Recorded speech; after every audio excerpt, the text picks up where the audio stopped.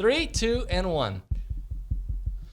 I just like to make everybody think I'm about to get started and just look around and I'm like, all right, let's try it again. Ready? Now, and I hope this is all part of the video. Right? 3, 2, and 1. Hey. Admittedly, I'm not the one that screwed up this time. Hey, it is TexAgs Rewind, and we are presented by T-Mobile. They want you to visit tmobile.com/CrossAmerica. So I don't know if this is going to make the rewind. I don't think it does. But there was a part of the show where Olin Buchanan did bird noises. Come on. All right? The cow was the worst one.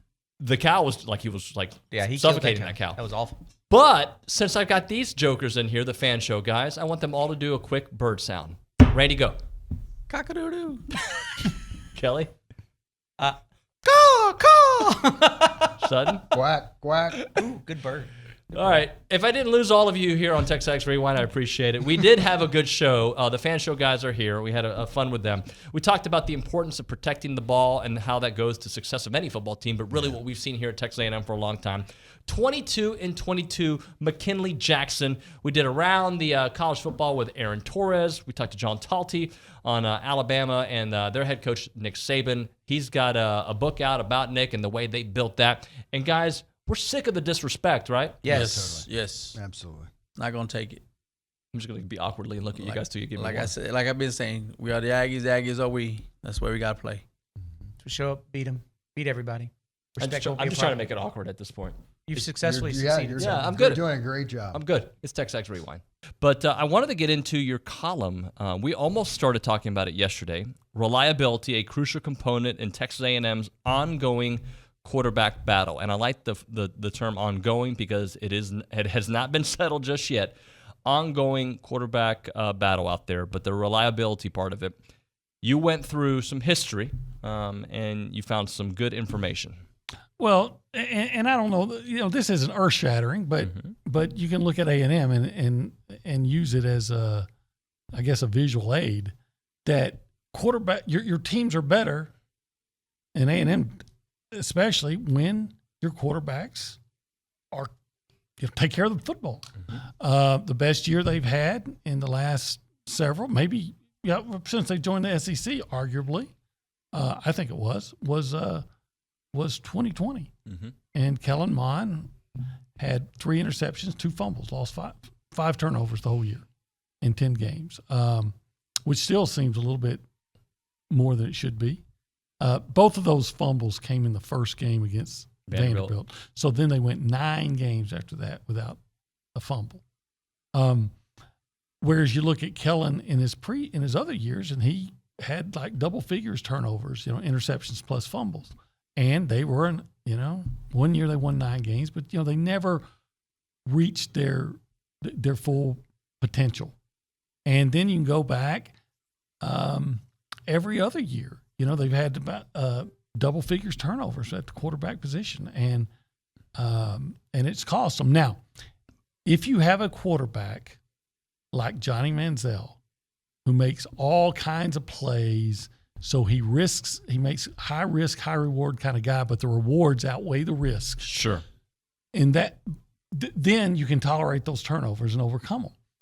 But if you just think that anybody's going to do that, then aren't you just dismissing the greatness of what was Johnny Manziel? Because not anybody can do that. I guess what I'm trying to get at is where it seems like we always keep hearing about A&M needs elite quarterback play, and they want it, no doubt, and maybe they're going to get it.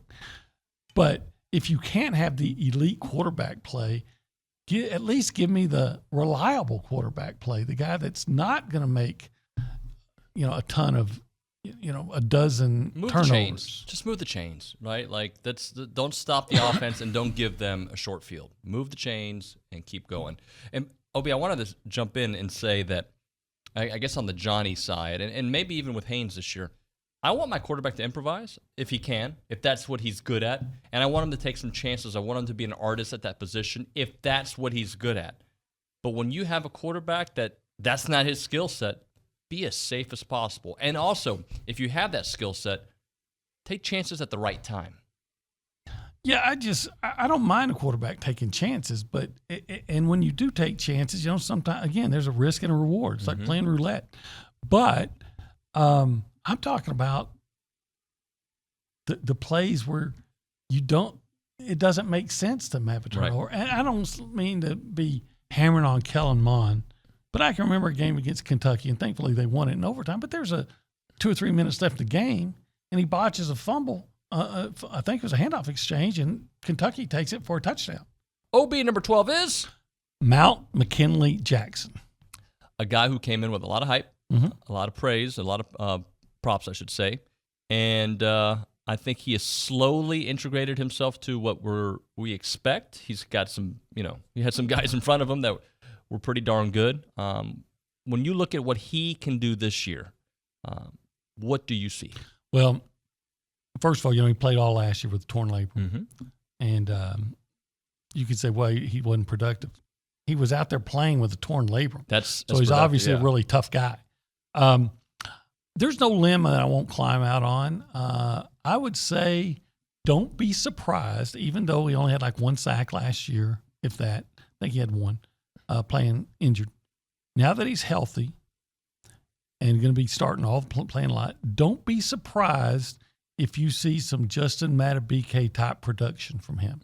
Justin had about 5.5 sacks, I think, 2 years in a row. It was usually around 30-something, 30 to 40 tackles, which is a good number for an interior lineman.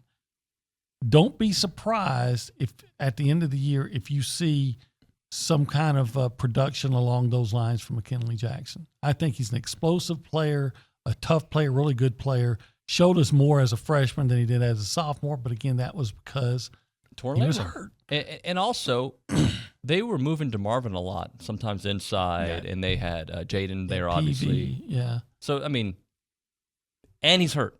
Right. So, but man, he was out there fighting, playing hurt. So that guy, golly, sometimes you wonder how, especially with the NIL going crazy and things like that, and guys wanting to leave early for the NFL. And all that, sometimes you wonder how many guys really care about playing for their college team anymore. Man, if you're going to go out there and play with a torn labrum every game, you care. Yeah. And I think here's a guy that's maybe everybody talking about breakout years.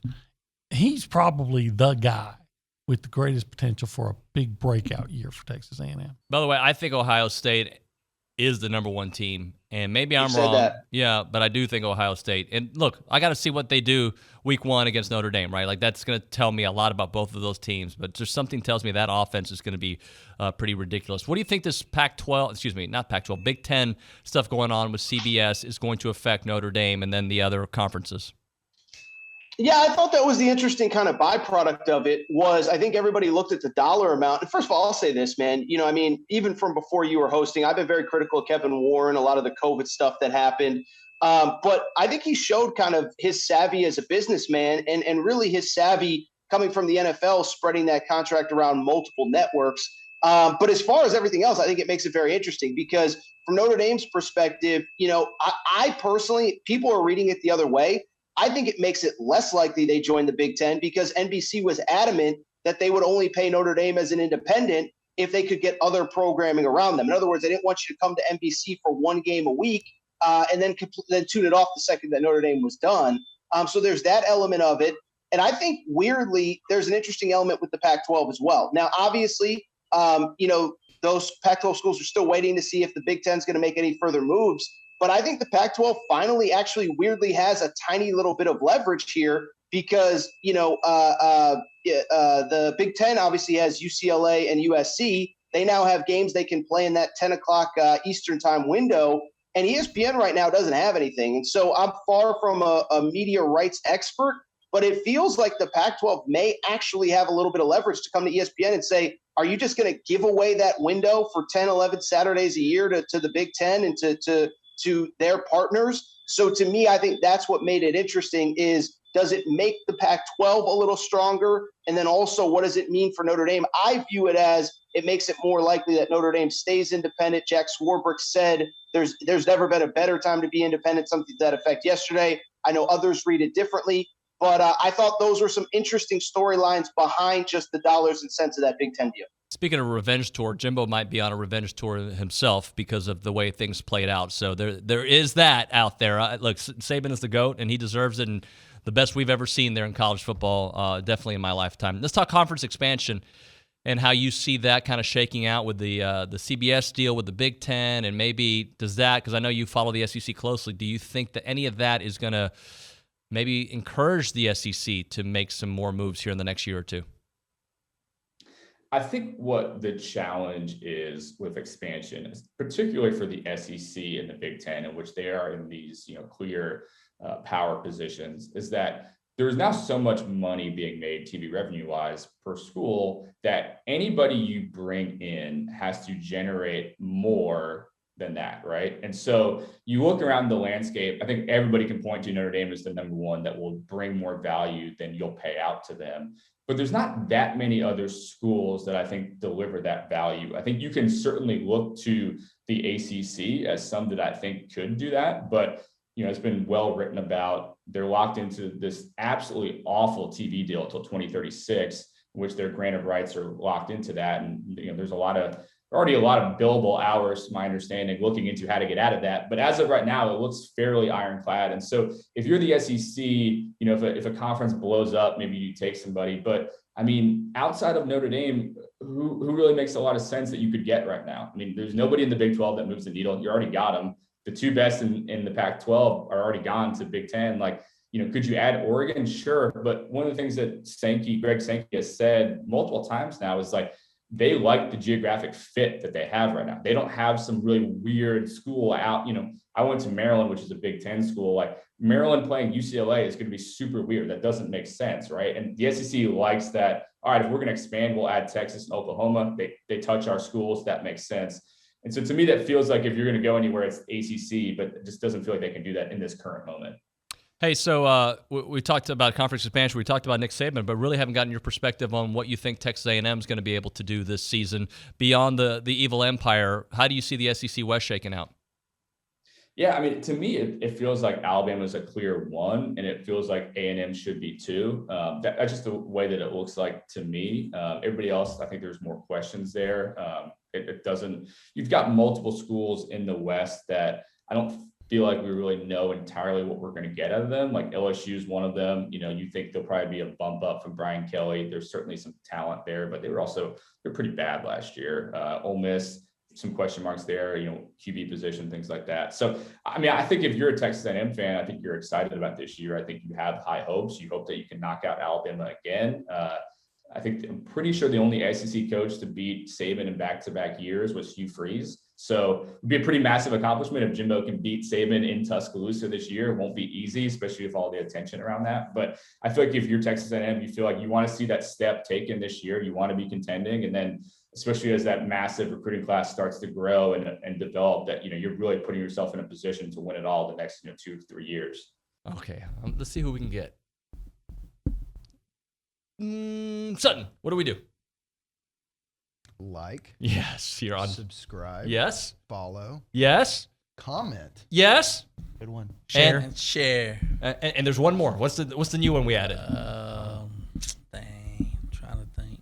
I just made it Hit me up. up. There isn't another one. I was just seeing if you'd have something for us. That's all of them. Yeah, and there's one more. I was like, oh, did I miss one? Hey, Retweet. no, I was just kidding. There you go. You're all big on Twitter. Big would be the wrong word. Big Twitter guy. This is a But big I'm on YouTube show. Twitter. Yes, he is. And if you want to follow us, please do. I won't tell you what our handles are. Just look for us. It's TexAgs Rewind. We'll see you next time.